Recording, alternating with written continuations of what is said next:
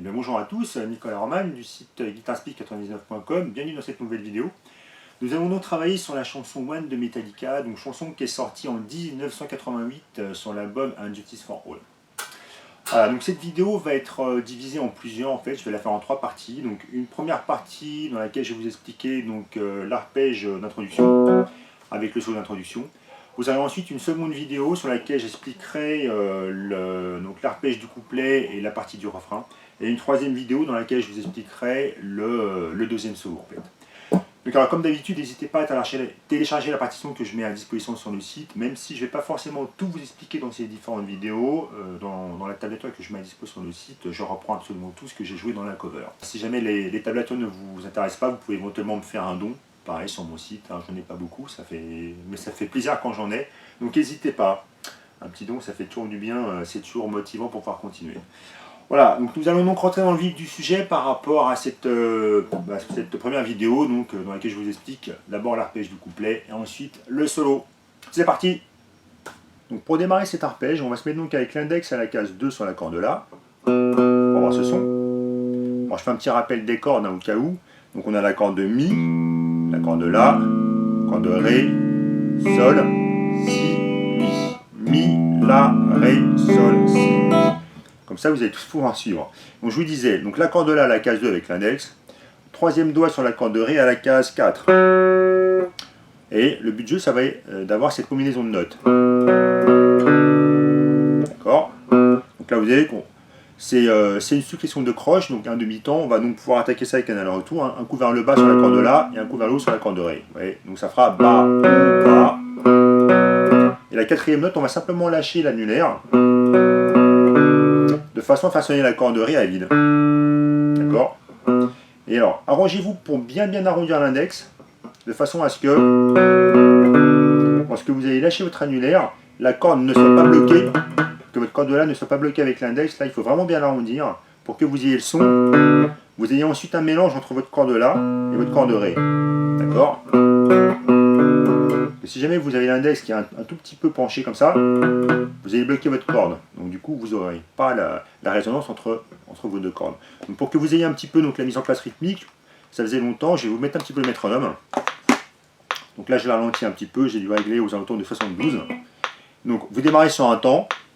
Ouais, ça fera Bas, Haut. Donc tous les coups de mélator vers le bas tombent sur les temps. Et si je compte les temps, alors, pour l'instant, ce que vous verrez, il y a pas mal de changements rythmiques.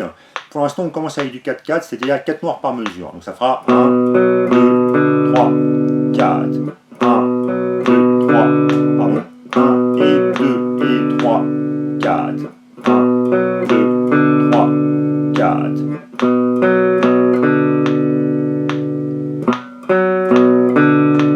Encore une fois. La mesure suivante.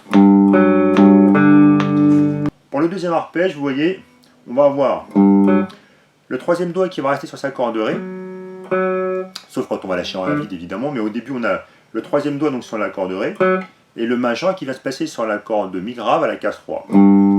Et on a exactement le même rythme. Et donc, et pour la quatrième note, on va également lâcher, comme sur la mesure précédente, le troisième doigt, pour avoir la corde de Ré à vide. Alors, je remets un petit peu le métronome pour pouvoir enchaîner tout ça. Vous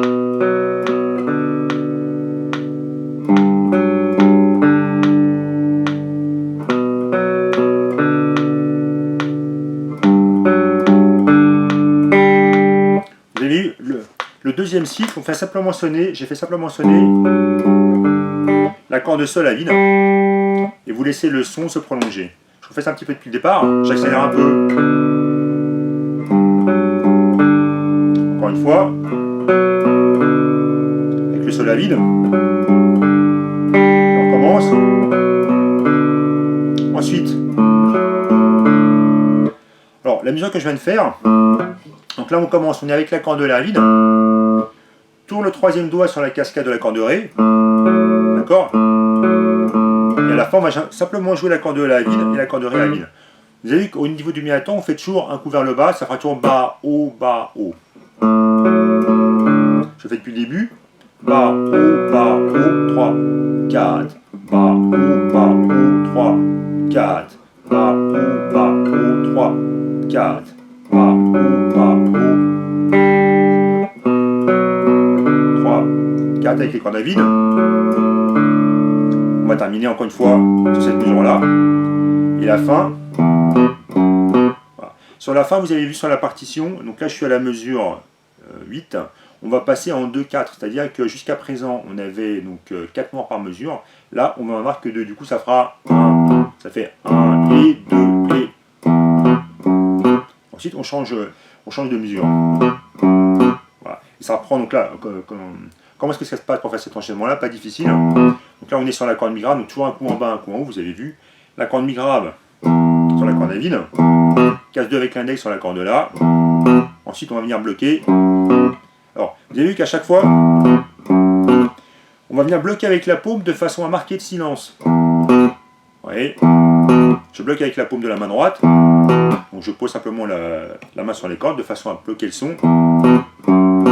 Voilà. Et ça reprendra exactement avec le même arpège, excusez-moi, avec le solo d'intro. Donc pour faire ça, vous avez vu simplement avec l'index. Ensuite, pour faire 2-2, corde mi, corde là, on bloque simplement, on fait un barré avec l'index à la case 2. Allez, je refais un petit peu tout cet enchaînement-là avec le métronome pour la peine. Je accélère un tout petit peu pour me rapprocher du tempo de la chanson. Je vais régler sur 80. Allez, c'est parti. On fait l'intro. Encore une fois, même chose.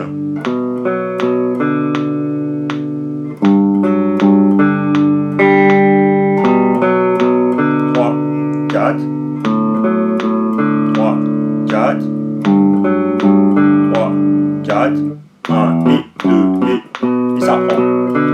Et là, on a donc le solo qui démarre. Attaque-moi avec ce solo d'introduction maintenant. Donc on va démarrer avec ce petit passage-là. Alors, comment est-ce que ça tourne? Donc là, je suis simplement sur la corde Ré. Corde Ré case 2, on fait un hammer sur la case 4. Donc la case 2, j'apprends avec l'index, le hammer avec...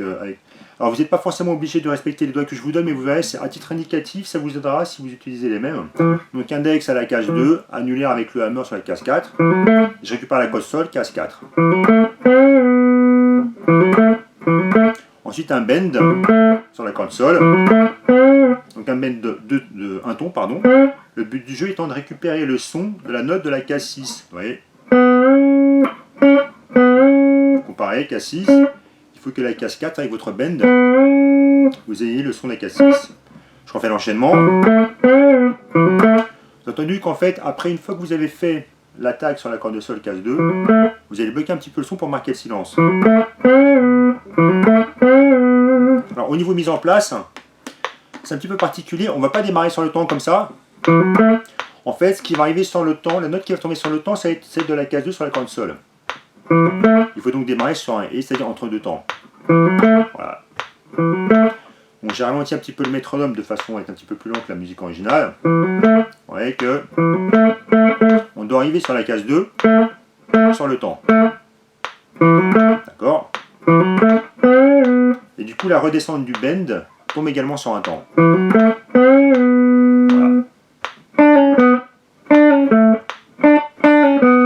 Donc ce passage-là, donc c'est la phrase suivante, je pourrais dire. Donc on est sur la case 3 sur la corde Si, on attaque, un pull-off avec l'index sur la corde Si sur la case 2, case 3, pull-off, on récupère la case 4 sur la corde sol.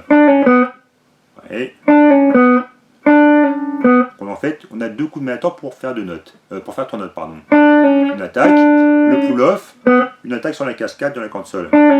Ensuite, donc le passage qui suit, on va venir. Alors plusieurs solutions, soit vous pouvez barrer avec l'index de façon à passer de la case 2 sur la corde Si à la case 2 sur la corde sol, comme ceci, soit éventuellement comme ça avec pour récupérer la case 2 sur la corde Si avec le majeur. À mon avis, c'est quand même plus facile comme ça. On va conserver cette solution-là, allez. Donc là, je suis avec le majeur sur la case 3 sur la corde Si, le pull-off, et on récupère la case 2 sur la corde sol. Je refais le premier enchaînement, case 4, case 2, et on reprend un petit peu comme le premier enchaînement, en attaquant 2 fois de suite sur la case 3 de la corde de si. Donc au niveau mise en place, c'est pareil, on ne va pas démarrer sur le temps.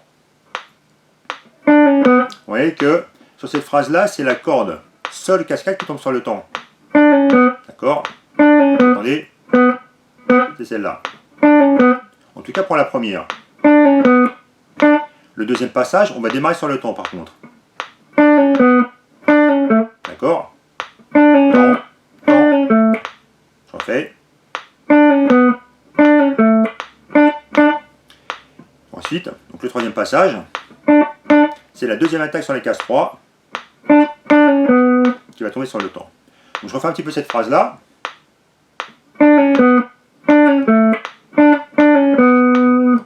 Voilà. Ensuite, alors, on arrive sur la mesure 12, on va voir cet enchaînement sympathique. Je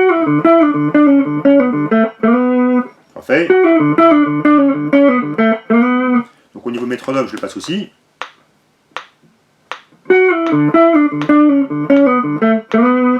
Vous avez vu que, enfin vous avez entendu que la subtilité, pardon, c'est toujours pas la corde Sol, c'est toujours pas la première note qui tombe sur le temps, mais c'est la troisième. Alors je vais d'abord vous parler un petit peu des notes, après je vous parler des mises en place, je vais faire plutôt dans ce sens-là. Donc on démarre, là, je suis sur la case 11 avec l'annulaire, donc là on est sur la corde Sol, case 11, pull-off en 9, et ensuite on récupère la corde Ré.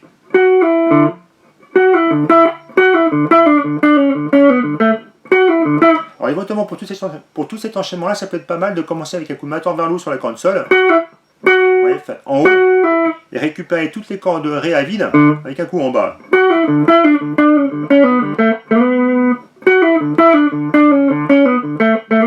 Ouais, donc haut, bas, haut, bas, haut, bas, haut, bas. C'est ça, haut, bas, haut, bas, haut, bas, haut, bas, haut. Ça peut être pas mal. En fait, vous prendrez les cordes extérieurement comme ça. D'accord? Donc je vous disais, case 11, pull-off en 9, corde Ré à vide. Chaque enchaînement de pull-off va être suivi par une corde Ré à vide. On décale tout ça de 2 cases. Ensuite on fait 9, pull-off en 7. Ensuite 7, pull-off en 6. Ensuite 6, pull-off en 4. Et toujours la corde Ré à vide. Et on termine sur la case 2, corde Sol. D'accord? Et la dernière note, c'est un slide à la fin. On va slider sur la case 4 de la corde Sol. Bon, je remets le métronome pour que vous ayez bien la mise en place. Donc comme je disais sur la tablature, on est sur la mesure 12. Donc on ne démarre pas sur le premier temps, ça fait 1. En fait, c'est le deuxième temps de la mesure. Sur ce deuxième temps, on se retrouve avec la corde Ré à vide. J'y vais. 1. Voilà. Donc on arrive sur la mesure 13, au tout début de la mesure 13, avec ce slide qui arrive de 2 à 4. Donc je refais cette phrase depuis le départ. D'accord?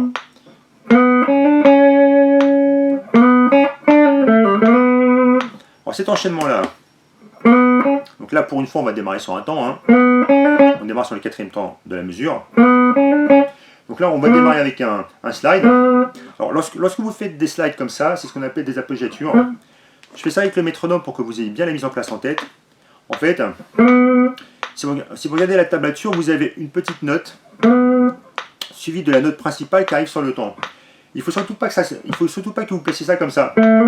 En fait, la note de la case 2, c'est ce qu'on appelle des appoggiatures, la note de la case 2, elle n'a pas d'existence au niveau du rythme. Le but du jeu, la note qui doit tomber sur le temps, voyez, il ne faut surtout pas que ça fasse ça. Donc il ne faut pas traîner au début, c'est vraiment, il faut cibler le temps.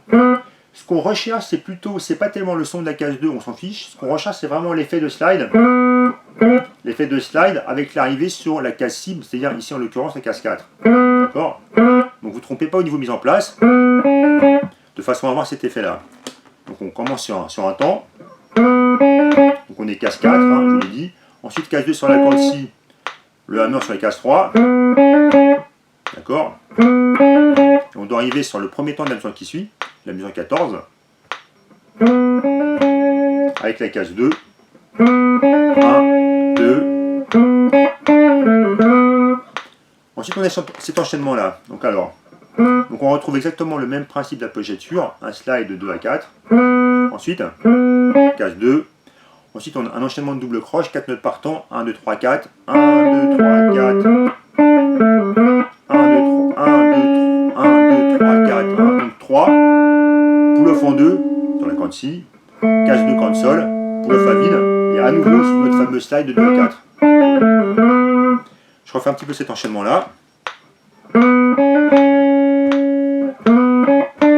Pardon, je me suis trompé, excusez-moi.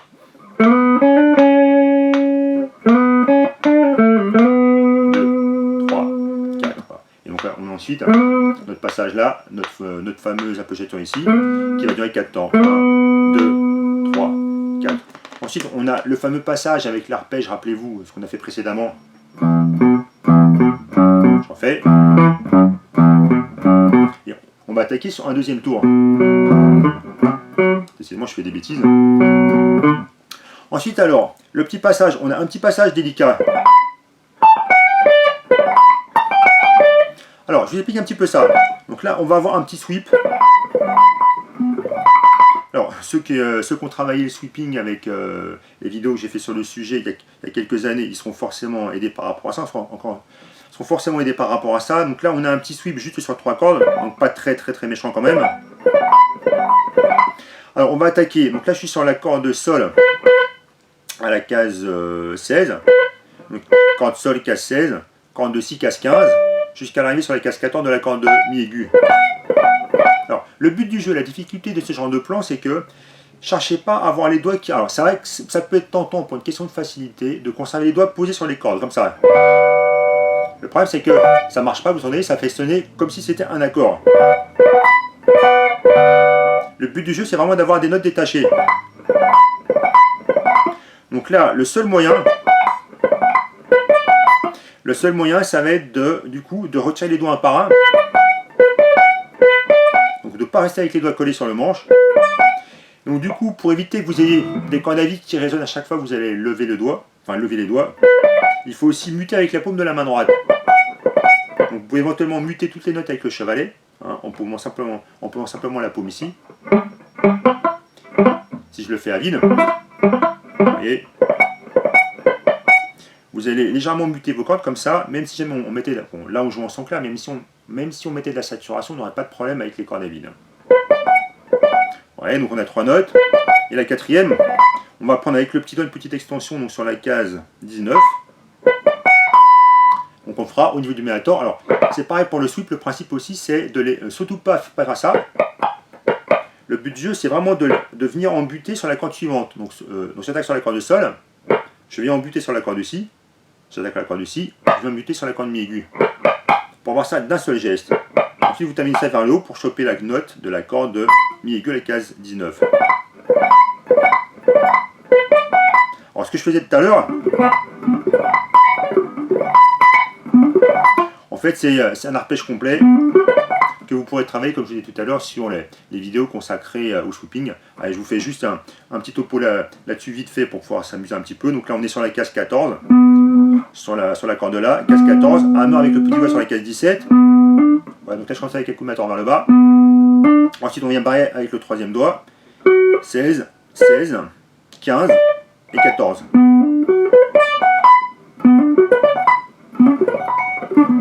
Alors c'est toujours un petit peu plus difficile à remonter ce genre de plan bien sûr. Enfin bref, on va pas s'étendre là-dessus. Donc le but du jeu ensuite, au niveau mise en place, en fait, notre note de la case 19 ici, elle doit s'arrêter sur le quatrième temps. Donc, si je le fais avec le métronome, donc, on démarre. 1, 2, 3, 4. Donc il faut démarrer après le troisième temps. 1, 2, 3. Pour tomber après sur le temps. 1, 2, 3, 4. D'accord? Ensuite, alors, on a un petit enchaînement. Donc double croche, 1, 2, 3, 4, 4 notes par temps. Donc 17, 15, 14, 15. On arrive ensuite sur la case 4 de la corde de Si. D'accord? Ensuite. Alors au niveau mise en place, donc là c'est pareil comme précédemment. C'est pas la première note qui va tomber sur le temps, mais c'est la troisième. Donc là on est sur l'accord de sol, K7, pull-off, K7, ensuite on change, 9, pull-off en 7, 9, même chose mais 2 cases plus loin, 11, pull-off en 9, 11. On va venir slider, d'accord. Toujours le même principe d'appoggiature, on démarre de la case 9, mais la note ici, quelque part, on ne doit pas l'entendre, c'est vraiment l'effet qu'on cherche. Et là, on doit arriver sur un temps, 12, 12 et 11. Je vous fais tout cet enchaînement-là donc avec le métronome. Donc là, on est par rapport à la tablature, on est sur la mesure 19. Rappelez-vous, on ne démarre pas sur le temps. Donc entraînez-vous à ça, c'est la troisième note, comme ce qu'on a fait précédemment, qui tombe sur le temps. D'accord. Par contre, ici, la deuxième, on tombe sur le temps. Allez, là je suis parti sur le temps. Je fais.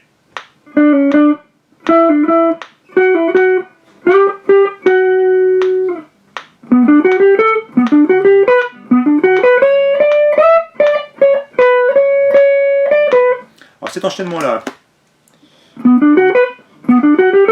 Donc là on va se placer. D'ailleurs on a exactement le même arpège. Si vous prenez ça en fait, en fin de compte, on joue les notes d'un accord de, alors que je me trompe pas, d'un accord de si mineur.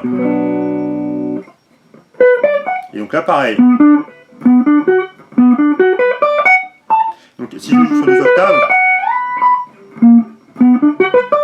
avec cette position là, ce qu'on faisait tout à l'heure, en fait ce sont simplement les notes d'un accord de si mineur, c'est-à-dire si, ré, fa. Si, ré, fa, si, ré, fa, si. D'accord? Donc là, on va démarrer. Donc là, je suis sur les cases 14 de l'accord de la, case 14, case 12, case 11 sur l'accord de sol. D'accord? On va se passer avec le métronome, c'est pareil. Donc on va également démarrer sur un contretemps, c'est-à-dire sur un et, c'est la troisième note qui va tomber sur le temps. C'est-à-dire, d'accord? 1, 2, 3, c'est celle-là en fait. Alors, pour un plan comme ça, c'est vrai que comme on a un changement de corde ici, on pourrait tenter de faire un sweep. C'est-à-dire que, comme ce qu'on a fait ici. Alors, le sweep, c'est valable pour les tempos rapides. Lorsqu'on doit aller vite, ça marche très bien. Par contre, lorsque c'est quand même plus lent, là on a un rythme en double croche, vous aurez toujours des notes de meilleure qualité en appliquant un aller-retour. Plutôt que... Voilà. Vous serez plus précis rythmiquement en faisant de l'aller-retour. Et vos notes sonneront mieux que si vous faites un mouvement comme ça. D'accord? Donc je vous conseille vraiment sur les passages comme ça en double croche d'appliquer toujours la technique de l'aller-retour. C'est-à-dire on va démarrer avec un coup en bas. Donc bas, haut, bas, haut, bas. D'accord? Bas, haut, bas, haut, bas. Là pareil, bas, haut, bas, haut, bas. Donc pour ce deuxième enchaînement, donc on commence de la même façon. 14, 12, 11. Donc 14, 12, 11. Ensuite, case 12 sur l'accord de sol. Et on va venir plaquer le majeur de façon à avoir également la case 12 sur l'accord de si. D'accord? On démarre.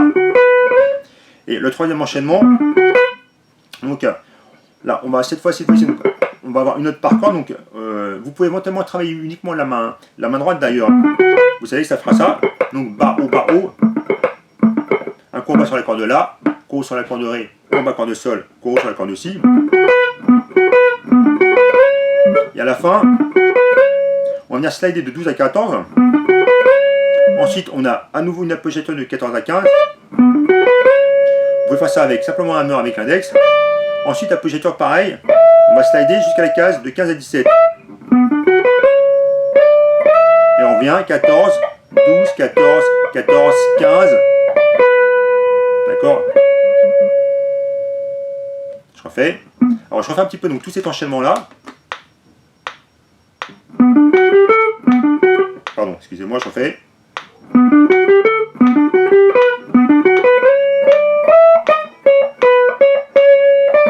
Il n'était pas terrible, je recommence. Encore une fois.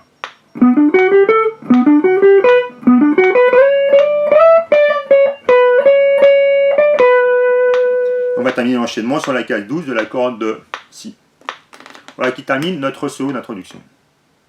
Voilà, donc qui clôt cette première vidéo consacrée à l'introduction de One de Metallica. Donc j'espère que cette vidéo vous donnera envie de travailler ce morceau.